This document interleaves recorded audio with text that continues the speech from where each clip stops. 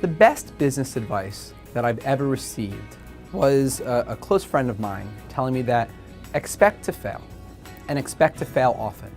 But when you fail, learn from your mistakes and then try not to make them again. Or try not to make them more than 2 or 3 more times.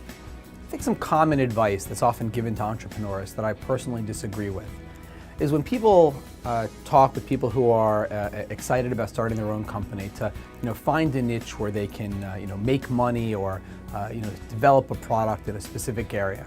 I believe that the most important advice for an entrepreneur is to find something that you're passionate about. Because if you're starting your own company and if you're truly an entrepreneur, that means you're going to be working 20+ hours a day for what could be a period of years or even longer. And what that means is that if you really want to throw yourself into your job, if you really want to create a great product, create a great company, make a difference, it better be something that you're personally very passionate about.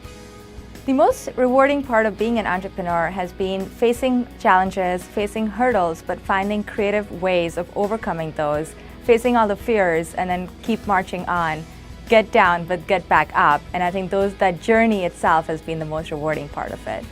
I think one of the policies that is being discussed at the Hill right now is immigration, and that's something, being an immigrant myself, being an immigrant entrepreneur that hires 48 people now in Chicago and New York City, we do like to see tech talent be more easily available and are not seeing enough of it through universities here that are nationals. It would be great for us to have some of the H-1B caps, as well as making it easier for those graduating with STEM degrees to stay in the country and work for startups. There's a great statistic: 52.4% of all tech entrepreneurship ventures have been started by immigrants, and we would love to see immigration bill that supports that. My greatest fear as an entrepreneur today, so we have about 250 employees, is actually just losing really great talent. We spent a lot of time building up an incredible team, and you always hate to see someone that is so talented depart. But at the same time, we work very, very heavily on creating a unique corporate culture and helping people grow in our organization.